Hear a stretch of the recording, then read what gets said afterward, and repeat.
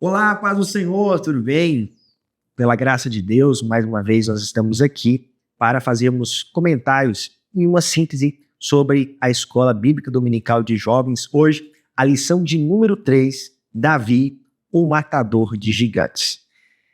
Você olha a vida de Davi e você percebe que ela tem altos e baixos. Na lição de hoje, nós vamos tratar sobre o ápice da vida de Davi, ou seja, um momento que a partir deste, a sua história mudou completamente no ponto de vista do seu povo. O texto principal fala: não há rei que se salve com a grandeza de um exército, nem um homem valente se livra pela muita força. Nesse texto do livro dos Salmos 33, o contexto fala sobre o poder de Deus e fala que Deus tem domínio sobre o coração do homem. Ou seja, dentro do domínio de Deus, não há valente que se salve, se Deus quiser tratar com ele ou castigá-lo. O resumo da lição revela mais uma vez: Davi confiava em Deus. Frente aos insultos de Golias, matou o gigante. Na vida cristã também temos nossos desafios, que venceremos mediante a fé em Deus. Uma das palavras-chave dessa lição é a ousadia. A ousadia de Davi, a fé, a confiança em Deus, são virtudes que marcaram e fizeram com que ele marcasse o seu povo. E isso reflete também em nós. Às vezes, nos falta ousadia, nos falta fé e nos falta confiança em Deus. É aí que nós precisamos pedir a graça de Deus, a fim de conseguirmos vencer os nossos desafios. Bem, os objetivos dessa lição está em analisar o contexto desta batalha, a relevância da confiança de Davi em Deus e sensibilizar que no mundo atual nós temos diversos desafios. O texto principal, ele me chama muita atenção, porque quando você lê 1 Samuel, capítulo 17, do 13 ao 20, e também do 23 ao 24, nós percebemos pelo menos duas citações dizendo da submissão dos 3 filhos mais velhos de Jessé.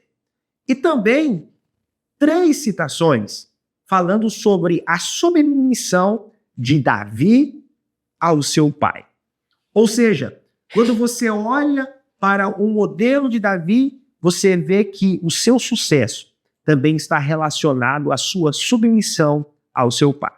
A Bíblia diz: obedece, para nós obedecermos nosso pai e nossa mãe, porque assim nós teríamos muitos anos sobre a terra, nossos anos seriam prolongados. Então, quando você olha para Davi, você observa que o seu diferencial também estava relacionado com o seu comportamento em casa. E na vida do jovem também tem que ser assim. À medida que ele obedece o pai, à medida que ele submete ao pai, ele se torna forte em Deus para vencer todos os desafios. A introdução diz que o desafio de Davi com relação ao gigante filisteu representa a luta espiritual travada entre o jovem cristão e o mundo. Nós sabemos que os nossos valores, vão contra aquilo que o mundo deseja de nós. E toda vez que o jovem decidir ter postura de fidelidade a Deus, o mundo tentará de alguma forma enfrentá-lo e derrubá-lo. Mas assim como Davi, que exerceu sua confiança em Deus, o jovem deve confiar em Deus e assim vencerá todos os grandes desafios. Pois bem, chegamos ao primeiro ponto e aqui no primeiro ponto fala sobre cercado por todos os lados e quem era Golias. Primeiro, esta guerra estava travada e o povo de Israel estava lá. Aquela nação que vencesse, essa teria domínio sobre aquele povo. Logo, era uma guerra desafiante. O filisteu de Gate estava ali afrontando o povo há 40 dias. E o povo não tinha nenhum guerreiro para enviá-los. Bem, nós sabemos que este guerreiro, Golias, ele tinha aproximadamente 3 metros de altura. Os demais dados sobre Golias e sobre sua armadura, nós vamos disponibilizar no nosso material de apoio, que é gratuito e que eu gostaria que você fosse lá e acessasse. Quando nós olhamos para Golias, através das suas provocações e os seus gritos, o povo se amedrontava. Eu olho e vejo que é um tempo difícil para Israel. Por quê? Porque eles estavam debaixo de uma liderança que era a liderança de Saul. E Saul estava em desobediência àquilo que era a vontade de Deus. É nesse interim, ou é nesse momento que eu observo a posição de Davi, vendo os gritos e vendo os insultos do filisteu. Às vezes é assim que acontece. O filisteu, o inimigo de nossas almas, ele fica gritando, nos insultando e gerando em nós medo. Mas todas as vezes que nós exercemos a nossa confiança em Deus, a nossa postura ela é diferente. Então você, professor, diga ao aluno da importância dele confiar em Deus e ter fé, porque os ambientes enfrentarão ele, mas ele, com a confiança e com a fé em Deus, vencerá todos os desafios, seja nas ruas, seja na faculdade, com as doutrinações do mundo, ele vai conseguir ter autoridade e fé. E como a lição passada, nós falamos sobre a excelência. Ele será excelente na faculdade e ele vencerá os desafios. Quando nós olhamos para Saul, nós vemos que ele teve uma escolha. A escolha de desobedecer à vontade de Deus. Cada decisão é uma renúncia. Saul escolheu não obedecer a Deus. Diferente de Davi, que escolheu obedecer a Deus. Cada escolha cobra o seu preço. Ao nos aproximarmos de Deus, somos agraciados com suas bênçãos, isso é presença.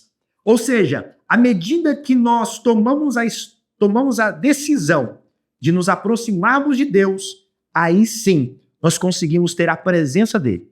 E com a presença de Deus, nós entendemos e vemos os desafios de forma diferente. Você olha que o guerreiro está gritando e está insultando, mas que a ação dos demais guerreiros é de medo. Agora, a decisão e o comportamento de Davi é um comportamento de alguém que confia em Deus e que está disposto a vencer todo e qualquer desafio.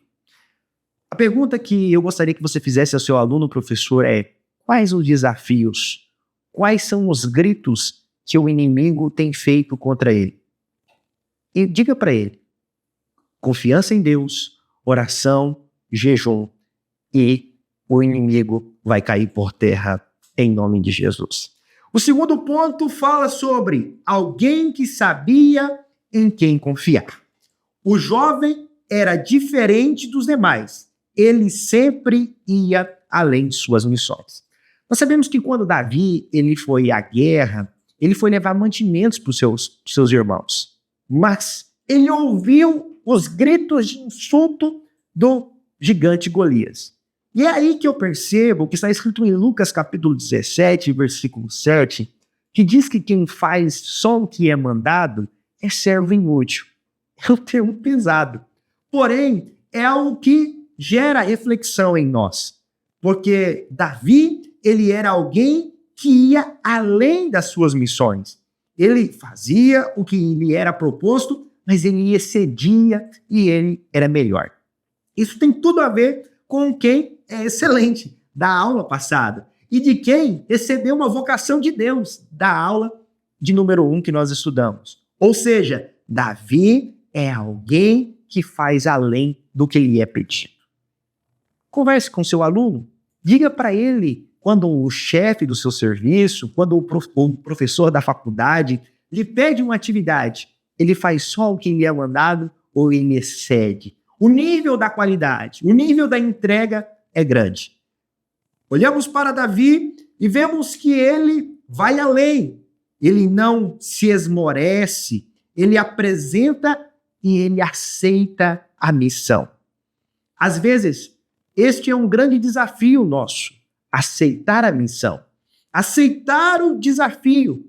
E aí eu olho para o texto de Daniel capítulo 2.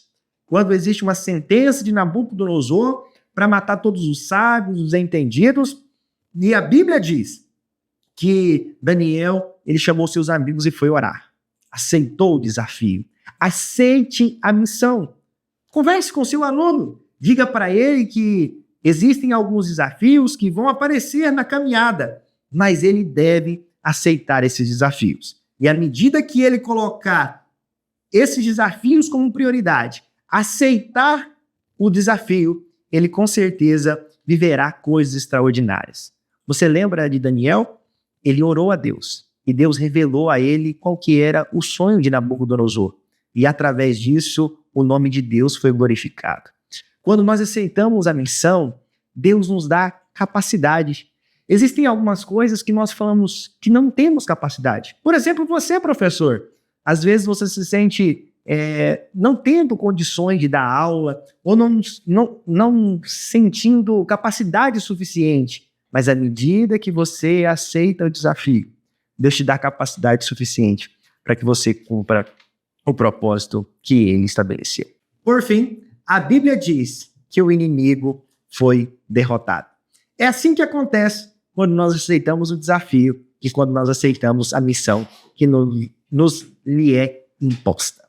O segundo ponto fala sobre o jovem cristão e a sua luta contra o mundo. E olha, gente, talvez aqui seja o ponto alto da lição. Porque aqui fala muito sobre a questão do relativismo. Aqui, o autor diz que verdades absolutas são questionadas e desvalorizadas. Sendo assim, não há certo ou errado. Há uma forte mobilização para impor a ideia de que não existem verdades absolutas. Lembrando disso, eu me lembro também do texto que está escrito em 2 Timóteo, capítulo 3, do versículo 1 ao versículo 5, quando Paulo diz que existem homens que eles vêm disfarçados, a fim de que o reino de Deus seja prejudicado. A esses homens, a Bíblia diz, não ouve-os. Quando eu olho para esse tempo de relativismo, eu verifico que, em primeiro momento, isso é carregado de frases de efeito, defesas superficiais, usando uma forma que nem sempre reflete a realidade. O cristão deve se opor ao relativismo. Quando o texto e a lição continuam abrangendo, ela fala também sobre os perigos do mundo virtual, sobre essa questão da possibilidade de interagir com muitas pessoas e darmos mais agilidades a projetos pessoais. No terceiro ponto, fala sobre o jovem cristão e a sua luta contra o mundo. Talvez aqui seja o ponto alto da lição. É quando trata sobre o relativismo moral e religioso. Ou seja, é a tentativa do mal de colocar verdades absolutas ser questionadas e desvalorizadas. É o certo ser tratado como errado.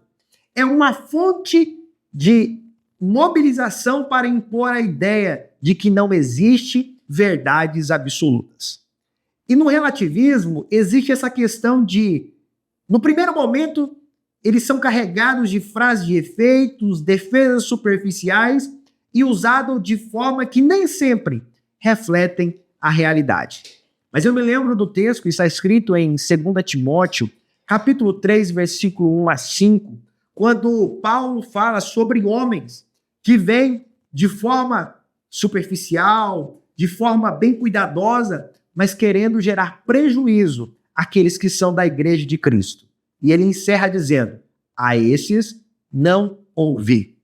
É o relativismo querendo gerar prejuízo naqueles que são de Cristo e fazem sua vontade. Amparados por verdades absolutas que nos confortam e nos edificam. Ou seja, devemos nos afastar de todo relativismo e nos aproximar das verdades bíblicas absolutas, elas que não se relativizam. O segundo ponto fala sobre os perigos do mundo virtual. E aqui o autor fala sobre os benefícios das redes sociais, dizendo que elas geram possibilidades de interagir com muitas pessoas e darmos mais agilidades e eficácias a projeto pessoal.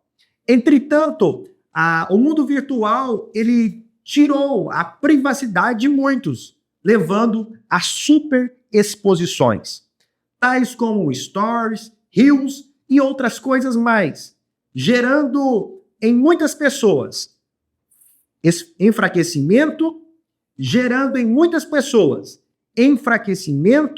e sendo frustrados os seus sonhos. Ou seja, dentro desse desafio do jovem, nós temos esta questão do mundo virtual. E o terceiro fala sobre a banalização da sexualidade. Todos nós sabemos que Deus criou Adão e Eva.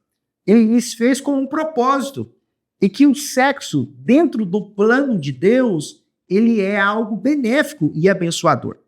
Entretanto, um dos desejos do mal, do diabo, é que haja banalização, ou seja, a distorção, trazendo graves consequências. Ao verem o sexo na busca por prazer, no sentido de suas vidas. Ou seja, é o hedonismo, a busca pelo seu prazer.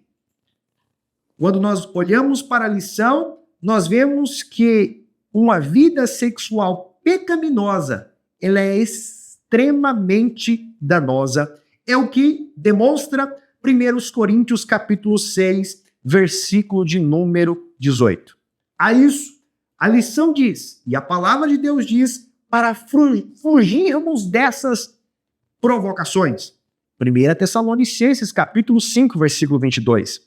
Buscamos o tempo certo do relacionamento, a fim de ser bênção para a vida dos jovens. Ou seja, o jovem deve esperar o tempo certo, a fim de que se case bem e de que viva conforme é a vontade de Deus. Quando fechamos esse terceiro ponto, vemos que o jovem tem um grande desafio, a sua luta contra o mundo. Mas assim como Davi venceu as lutas, creia, jovem, você vencerá todo e qualquer desafio. Quando nós olhamos para a história de Davi, nós entendemos que o desafio era impossível. E mais, nós observamos também que Saul queria que Davi usasse a sua armadura, mas ele não aceitou. Ou seja, aceite os desafios com as ferramentas que Deus te deu. Lá na frente, Davi, depois de rei, ele usaria a armadura, mas era naquele tempo. Vive os desafios de Deus, aceite a missão, use as suas ferramentas e Deus te dará sabedoria suficiente para vencer todo e qualquer desafio. Deus abençoe você, Deus abençoe sua casa e até a semana que vem. Deus te abençoe.